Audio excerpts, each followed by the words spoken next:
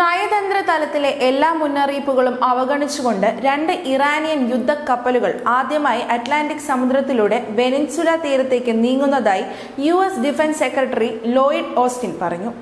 കപ്പൽ നിറയെ ആധുനിക ആയുധങ്ങളാണെന്ന് അമേരിക്കൻ ഇന്റലിജൻസും മുന്നറിയിപ്പ് നൽകുന്നു.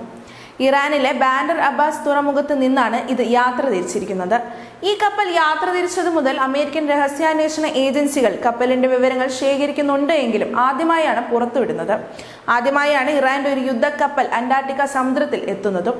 ഈ കപ്പൽ അടുപ്പിക്കരുത് എന്ന് ക്യൂബയ്ക്കും വെനിൻസുലയ്ക്കും അമേരിക്ക മുന്നറിയിപ്പ് നൽകിയിട്ടുണ്ട്. അമേരിക്കൻ മേഖലയിലേക്ക് ആയുധങ്ങൾ എത്തിക്കാനാണ് കപ്പലിന്റെ ശ്രമം എന്നാണ് കരുതുന്നത്. അമേരിക്കയ്ക്കും സഖ്യകക്ഷികൾക്കും ഭീഷണി ഉയർത്തുന്ന നടപടിയാണിത് എന്നും അമേരിക്ക പറയുന്നു. എന്നാൽ ഇത് ഇറാൻ നാവികസേനയുടെ ഏറ്റവും വലിയ ദൗത്യമാണെന്നുമാണ് ഇറാനിയൻ TV ചാനൽ വിശേഷിപ്പിക്കുന്നത്. ഇതിന്റെ ദൃശ്യങ്ങളും ചാനൽ പ്രക്ഷേപണം ചെയ്തു. ഈ കപ്പലുകളിൽ ഇറാൻ റെവല്യൂഷണറി ഗാർഡിന്റെ അതിവേഗ ചെറു കപ്പലുകൾ ഉള്ളതായും ഉപഗ്രഹ ചിത്രങ്ങൾ വ്യക്തമാക്കുന്നു. മുൻപ് പേർഷ്യൻ ഉൾക്കടലിൽ അമേരിക്കൻ നാവികസേനയുമായി ഏറ്റുമുട്ടിയത് ഇത്തരത്തിലുള്ള ചെറു കപ്പലുകളാണ്. ഇറാനും വെനിൻസുലയും തമ്മിൽ അടുത്ത ബന്ധമാണുള്ളത്. അതുകൊണ്ട് തന്നെ വെനിൻസുല കേന്ദ്രമാക്കി ദീർഘദൂര മിസൈലുകൾ അടക്കം സ്ഥാപിക്കാനുള്ള ഇറാനിന്റെ നീക്കമാണോ ഇത് എന്ന് അമേരിക്ക കരുതുന്നു.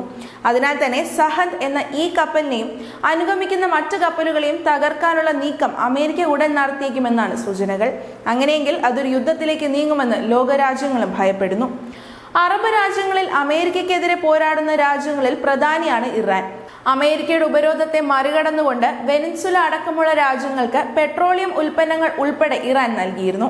അമേരിക്കയെ നേരിട്ട് ആക്രമിക്കാൻ കരുത്തില്ലാത്ത ഇറാൻ ഇസ്രായേലിലും മറ്റും ചെയ്യുന്ന പോലെ തീവ്രവാദ സംഘടനകൾക്ക് ആയുധങ്ങളും പരിശീലനവും നൽകി ഒളിപ്പോര് നടത്താനുള്ള നീക്കത്തിന്റെ ഭാഗമാണ് ആയുധങ്ങൾ നിറച്ചുള്ള ഈ ഇറാനിയൻ കപ്പലുകൾ. കപ്പലുകൾ പുറപ്പെട്ടതിനെ കുറിച്ച് ഇറാൻ സ്ഥിരീകരിക്കുന്നുണ്ടെങ്കിലും അത് എങ്ങോട്ട് പോകുന്നത് എന്ന് വ്യക്തമാക്കാൻ തയ്യാറായിട്ടില്ല. അതിനാൽ തന്നെ ഇപ്പോൾ നീങ്ങുന്ന കപ്പൽ അമേരിക്ക ഇറാൻ സംഘർഷത്തിലേക്ക് നീങ്ങുമോ എന്ന് ലോകം ആശങ്കപ്പെടുന്നു. News desk, news India Malayalam.